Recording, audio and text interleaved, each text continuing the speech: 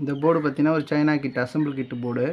இது என்ன பிரச்சனைனா உங்களுக்கு no output problem, no voltage problem.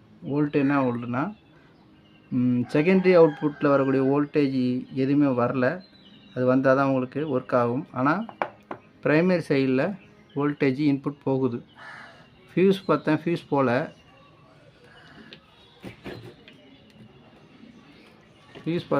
போல் இன்புட் வோல்டேஜ் போகுது. உங்களுக்கு இங்கே வரக்கூடிய மெயின் ஃபில்டரில் இருக்கக்கூடிய 300 வோல்ட்டுக்கிட்ட வருது, அதுவும் ஓகே. ப்ரைமரி சர்க்யூட் ஆக்சிலேஷன் ஆகுதான்னு பார்க்கணும். அது ஆக்சிலேஷன் ஆகலைன்னா உங்களுக்கு செகண்டரி அவுட்புட்டு வோல்டேஜ் வருது. ப்ரைமரியில் ஆக்சிலேஷன் இல்லைன்னா ப்ரைமரி சர்க்யூட் இருக்குல்ல, உங்களுக்கு அதில் ஃபால்ட் இருந்தால். ரெண்டாவது, இந்த செகண்டரியில் அவுட்புட் வரக்கூடிய ஏதாவது டயோடு 4 அவுட்புட் வருதுல, 110 volt, 25 volt, control volt 10 volt, அப்புறம் 15 வோல்டேஜ் வரக்கூடிய இந்த ஒரு ஆடியோ ஐசி 15லேருந்து 20 வோல்ட் வரைக்கும் வரும். இந்த வோல்ட்டில் 4 டயோடு கொடுத்துருக்காங்க, 4 செப்பரேட்டாக 4 சர்க்யூட்டுக்கும் போகக்கூடியது, 4 அவுட்புட் வோல்டேஜுக்கும். இந்த அவுட்புட் வோல்டேஜில் ஏதாவது டயோடு ஷார்ட் ஆகியிருந்தாலும் இல்லை சர்க்யூட்டில் ஏதாவது ஷார்ட் ஆகியிருந்தாலும் உங்களுக்கு அவுட்புட் வோல்டேஜ் காமிக்காது. சரிங்களா? இப்போ என்ன பிரச்சனை ரீசன் இருக்கும் அப்படிங்கிறத நம்ம பார்ப்போம். 1 பை 1 டெஸ்ட் பண்ணி போர்டன் வந்து கட்டி வச்சுக்கிறேன். இப்போ இதில் முதல்ல நம்ம செக் பண்ண வேண்டியது என்னென்னா ஸ்டெப் பை ஸ்டெப்பாக பார்ப்போம். இது பார்த்துட்டு ஒரு அனலாக் மீட்டர். இதில் வந்து நான் வச்சுருக்கிறது 10Kவில் வச்சுருக்கேன். செலக்ட் பண்ணி செலக்டாக சுவிட்ச் செலக்ட் பண்ணி வச்சுருக்கிறது 10Kவில் வச்சுருக்கேன்.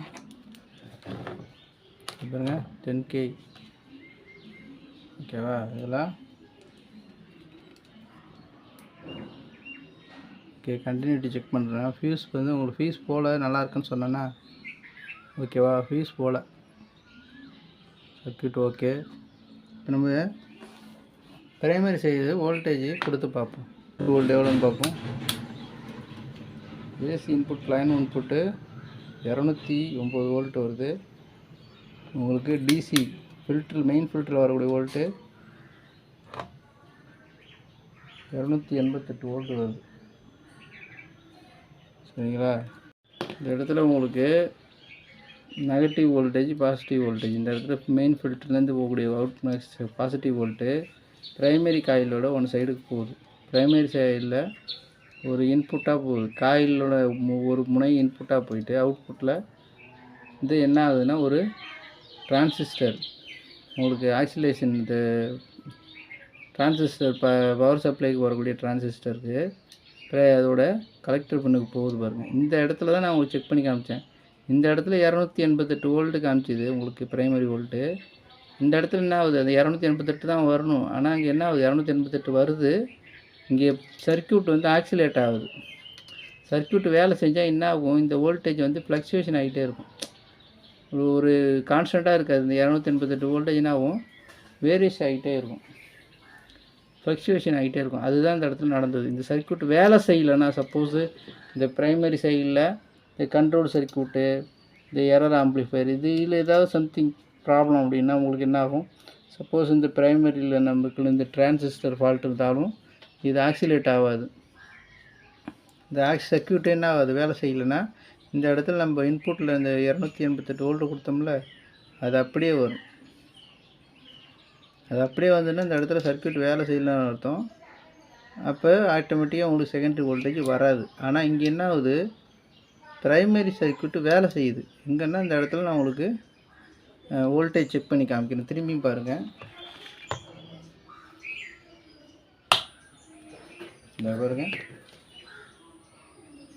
வோல்டேஜ் ஓகேவா, 283 வோல்ட் காமிக்குது.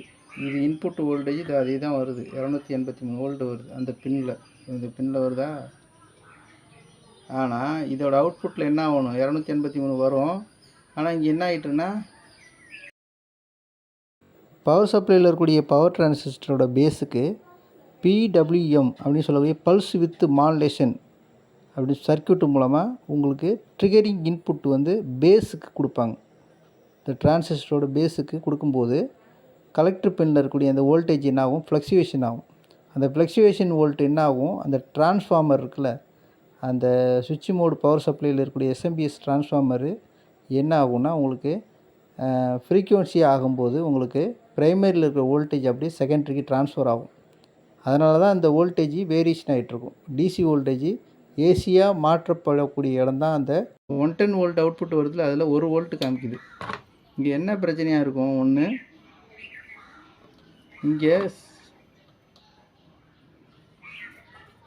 ஓகேவா, இங்கே என்ன பிரச்சனையாக இருக்கும் அப்படின்னா நம்ம பார்க்க வேண்டியது இந்த இடத்துல இந்த 110 வோல்ட்டு எங்கே போகுதுன்னா ஒரு ரெஜிஸ்டர் மூலமாக எங்கே போகுதுன்னா இந்த டிரான்சிஸ்டருக்கு போகுது. இந்த காயில் வழியாக எல்ஓடி காயில் வழியாக தென் 110 ரெஜிஸ்டர் ஃபஸ்ட்டு ரெஜிஸ்டர் இருக்குது. ரெஜிஸ்டர் வழியாக காயில் எல்ஓடி காயிலுக்கு போய் அதோட அவுட்புட்லேருந்து காயிலோட மறுமுனை அப்படின்னு சொல்லக்கூடிய அந்த பகுதியிலேருந்து கலெக்டர் பின்னு இங்கே ஒரு ஹச் அவுட்புட் டிரான்சிஸ்டர்னு சொல்லுவாங்க. ஹை வோல்டேஜ் டிரான்சிஸ்டர் ஆப்ரேட் பண்ணக்கூடிய இந்த டிரான்சிஸ்டர் கலெக்டர் பின்னுக்கு இந்த வோல்ட்டு வரும். இங்கே என்னன்னா வோல்ட்டு காமிக்காததுக்கு காரணம் ஒன்று இந்த டிரான்சிஸ்டர் ஷார்ட் ஆகியிருந்தாலும் காமிக்காது, இந்த டயோடு ஷார்ட் ஆகியிருந்தாலும் காமிக்காது. இப்போ என்ன ஆயிருக்கு அப்படிங்கிறத நம்ம செக் பண்ணேன். இந்த ரெஜிஸ்டர் மூலமாக தான் நமக்கு அங்கே வோல்ட்டு போகுது. இந்த ரெஜிஸ்டர் நம்ம ஓப்பன் பண்ணிட்டோம்னா, அதாவது இந்த சர்க்யூட்லேருந்து டிஸ்கனெக்ட் பண்ணி வச்சோம்னா உங்களுக்கு இந்த 110 வோல்ட் வருதான்னு நமக்கு தெரியும். அப்போ 110 வோல்ட் இங்கே வந்ததுனால் இந்த ரெஜிஸ்டரை எடுத்துகிட்டு இந்த 110 வோல்ட் இங்கே வந்ததுனால் இந்த ஹச் அவுட்புட் டிரான்சிஸ்டர் ஃபால்ட்டு அல்லது எல்ஓடி ஷார்ட் சர்க்யூட் ஆகிருக்கலாம். சரிங்களா, இப்போ நம்ம ஓப்பன் பண்ணி பார்ப்போம்.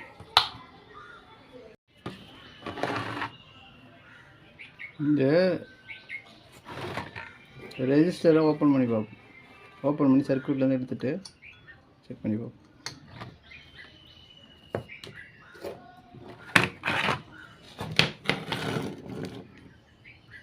இதோட வேல்யூ பார்த்தீங்கன்னா உங்களுக்கு 2.2 ஓம்ஸ், 2.2 ஓம்ஸ். ஜஸ்ட்டு ஃபியூஸ் மாதிரி ஆக்ட் பண்ணும். அது இந்த 110 வோல்ட் இருக்குல்ல, அந்த வோல்ட் அப்படியே வந்து ட்ரான்ஸ்ஃபர் பண்ணுறது. இங்கே வர வகையில் இது 2.2 ஓம்ஸ் ஜஸ்ட் ஃபியூஸ் மாதிரி செலக்ட் பண்ணும்.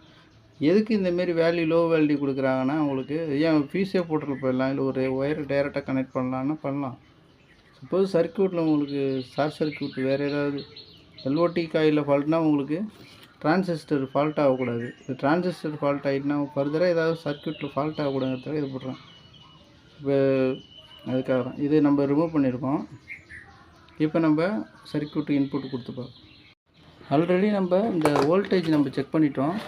இதில் ப்ரைமரி சர்க்யூட்டு வேலை செய்யுதுங்கிறது தெரிஞ்சுக்கிட்டோம். நம்ம இப்போ இன்புட் வோல்ட்டு கொடுத்து அந்த ப்ரைமரி சர்க்யூட் வோல்டேஜ் ஒர்க் ஆச்சு இல்லை, அவங்க அவுட்புட் வோல்டேஜ் இப்போ வருதான்னு பார்ப்போம். சரிங்களா, இப்போ பாருங்கள் 110 வோல்ட்டு வருது, 114 வோல்ட்டு வருது.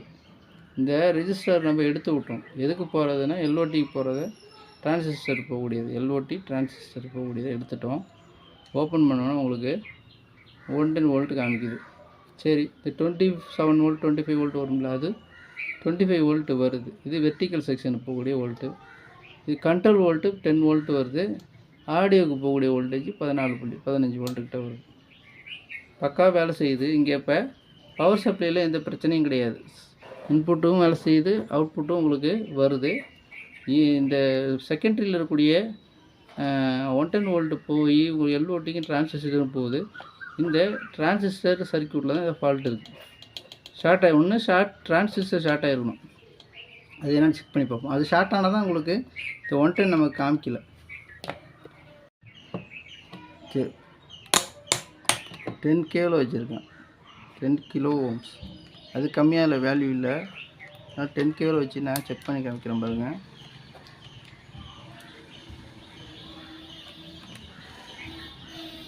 Okay,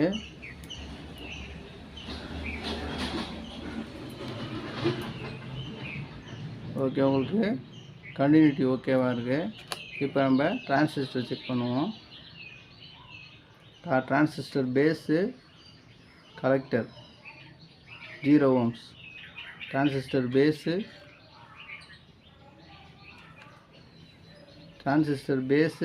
collector 0 ohms, transistor base emitter 0 ohms.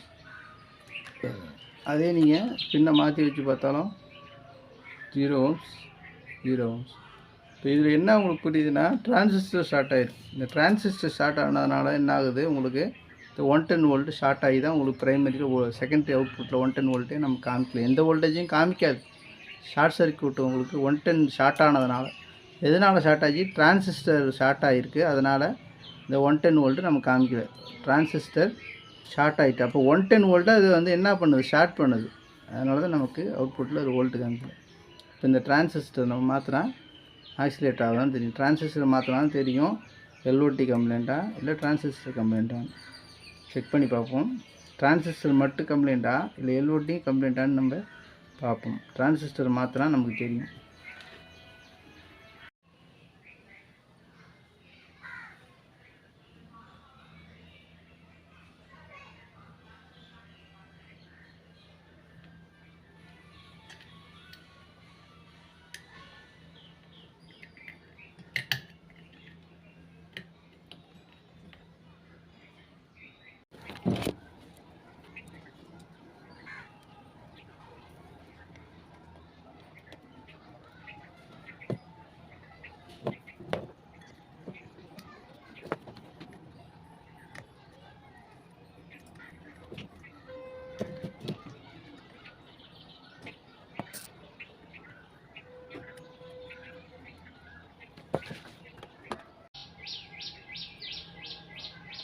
Okay, TV போட்டோன்னா உங்களுக்கு செகண்டரியில் நமக்கு அவருடைய வோல்ட்லாம் ஓகே ஆகிட்டு. இப்போ டிரான்சிஸ்டர் மாற்றியாச்சு.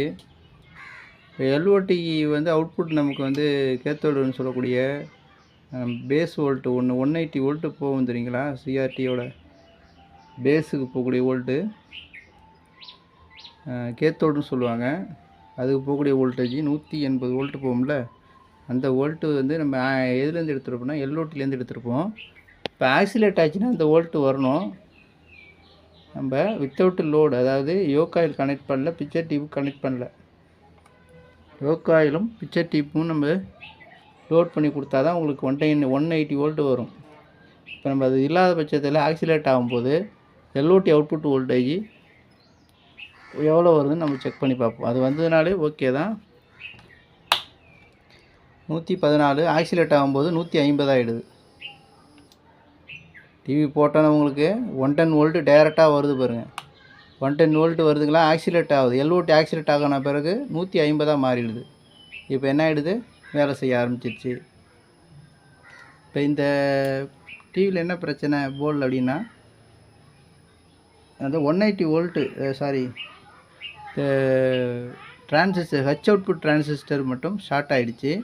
அது ஷார்ட் ஆனதுனால 180 வோல்ட் 110 வோல்ட்டு என்ன ஆகிடுது, ஷார்ட் ஆகிட்டு உங்களுக்கு நோ பவர் நோ வோல்டேஜுங்கிற கண்டிஷனில் இருந்தது.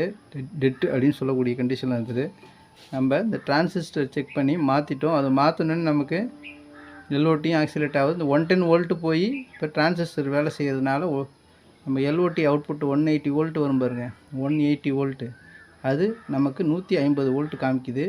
நம்ம யோகாயில் கனெக்ட் பண்ணி பிக்சர் டியூப்போடு லோட் பண்ணும்போது தான் நமக்கு அந்த 180 வோல்ட்டு வரும். சரிங்களா. இப்போதைக்கு சர்க்யூட் வேலை செய்யுது. அவ்வளோதான். நன்றி, வணக்கம்.